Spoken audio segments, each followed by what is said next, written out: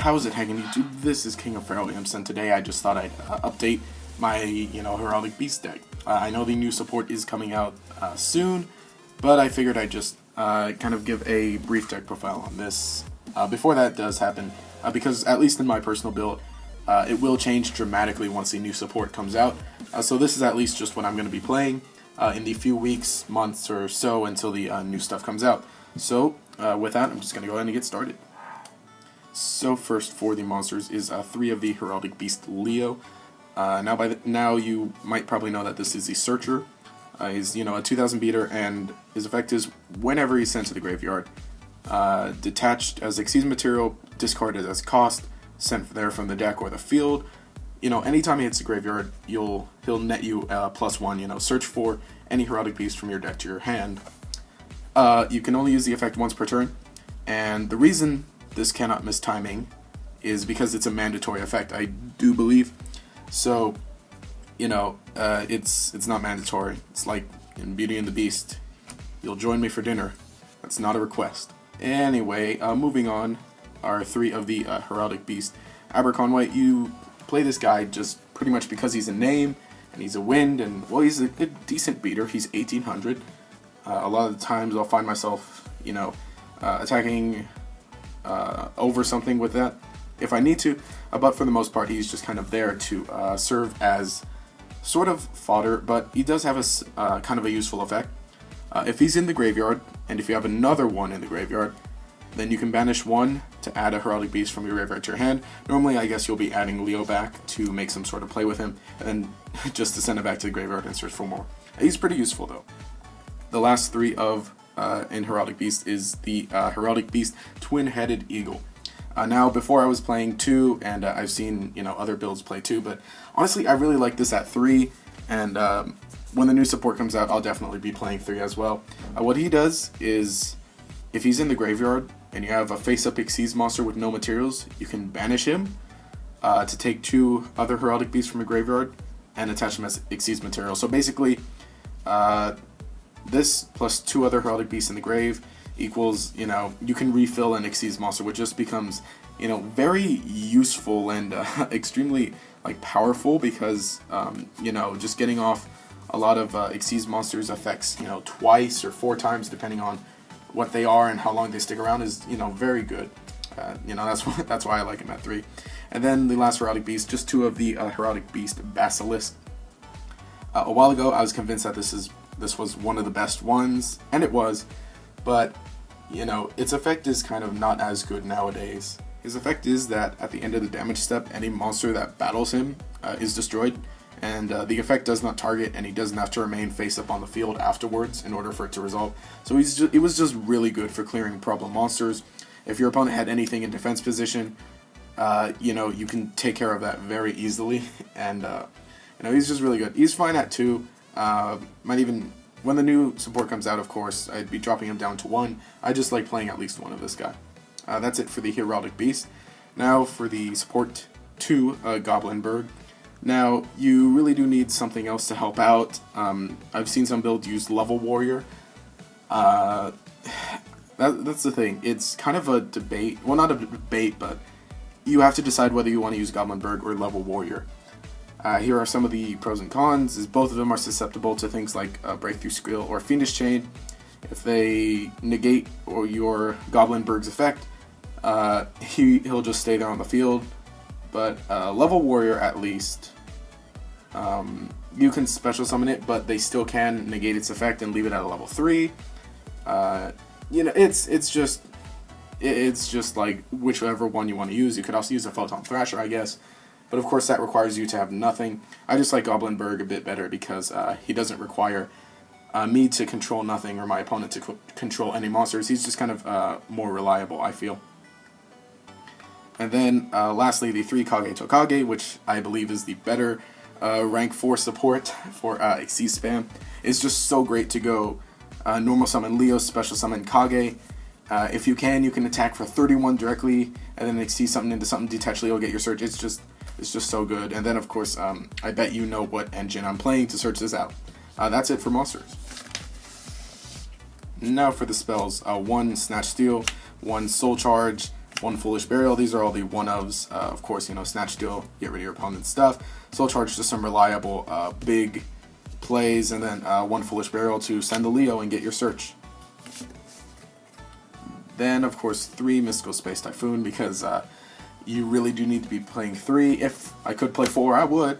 But I feel like this is just more reliable than some other spell destruction. And then 2 of the Heraldry Reborn. Basically, it's a monster reborn for your Heraldic Beast, but only your Heraldic Beast, so I guess that's the reason why I'm playing 2. I guess you could play 3, but I kind of only like 2 because, not that it's dead, it's just that I almost feel like there are some better things that you could be playing. Speaking of which, 3 of the Advanced Heraldry Art. Now, you've probably heard that this is considered by some to be Miracle Fusion for Xyz, kind of, but not really. Well, upon activation, you special summon 2 Heraldic Beasts from your graveyard, and then immediately Xyz summon an Xyz monster. Of course, it has to require 2 materials. Can't make, one that requires 3, but it's just basically an automatic Xyz monster if you have at least 2 Heraldic Beasts in the grave. And there's no limit on how many of these you can activate per turn, which is amazing, of course. This just allows you to make more than 1 Xyz monster per turn, up to 2 even, or 3 if you're incredibly fortunate. It's just a great card. That's it for spells. Lastly, the traps, just all one-ofs.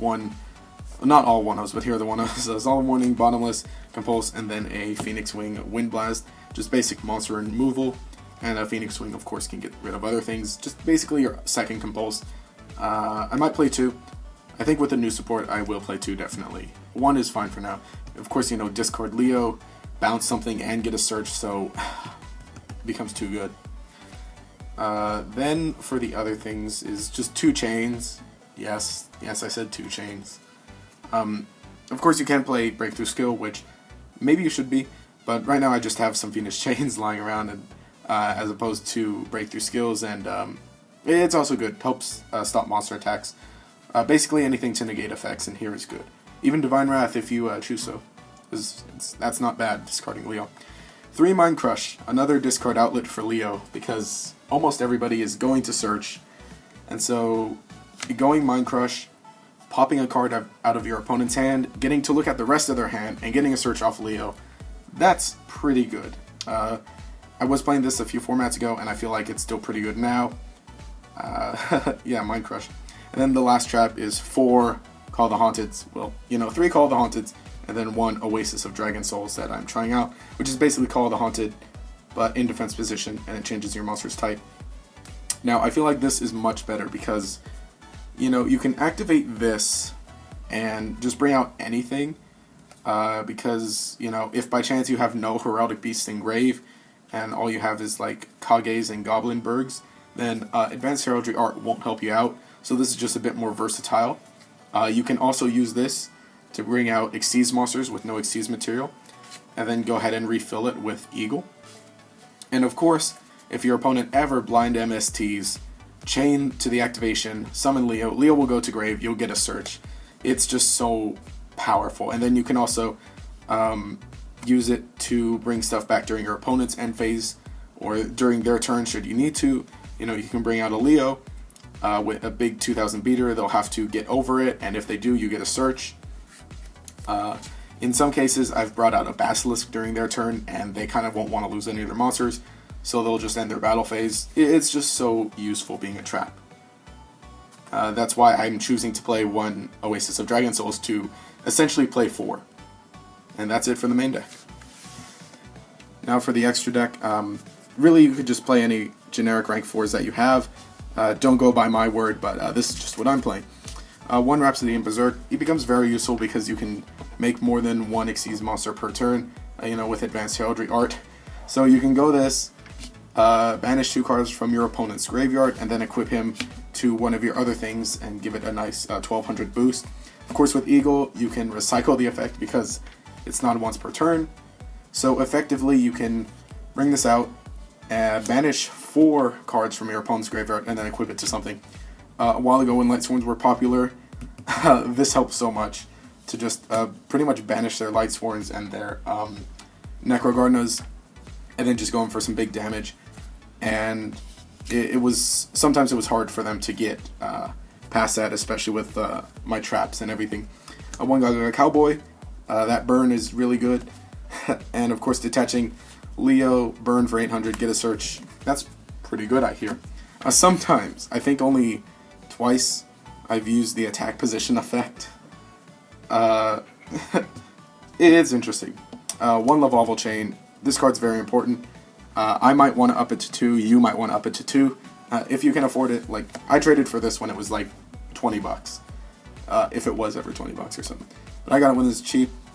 And sadly, it's expensive. Hopefully it gets a reprint. But anyway, as you can tell, just detach, ditch Leo, get a search. You know, very good. A lot of the times I can make this, ditch a Leo, get a search, and then I can go advance Heraldry Art and make something else, since I've got a full grave after him. So, you know, on turn 1, that's just very helpful, very good. One Exciton Knight, you know, useful. One Lightning Chidori, because there are quite a few wins. That's why there's a triple Aberconway, triple Eagle. When the new monster comes out, that's also a win. You know, I'd want to play 2. Or maybe even not 2 is fine. One Diamond Dire Wolf, just kind of useful because actually you are actually playing some beasts, so you don't have to pop himself. You can pop a Leo, destroy something, get a surge. It's just, you're kind of going to be abusing this effect pretty often. You know, one 101, the 360 no scope, one Heartland Draco. I'm actually liking this card. Picked it up a while ago. It's pretty useful. Yeah. A 101. Of course, you can recycle the effect, which is so good. A number 50 Black Ship Corn. I mean, I still have it just because I'm just using a bunch of rank 4s that I happen to have around. If you have anything better, use that. Still pretty useful though. One Photon Papilloperative, just to, if your opponent's hiding under anything face down, just helps you get out. And of course, you know, almost an auto detach, which I say this all the time. One copy of me, that sounds so wrong or weird. Anyway, one copy of King of Feral Imps. Of course, you know, detach your Leo, and then search for your Kage Tokage, you know, and then you get a search off of Leo. So going this card gets you a double search, and sets up your Xyz play for next turn. It's just, it's really good, of course, in this deck in particular. Like, and I'm not just saying that because it's me. One copy of Ragnar Zero, just some basic removal and destruction. One copy of Heraldic Beast, or Heraldic King, Genome Heritage. Most likely you don't know what this card is.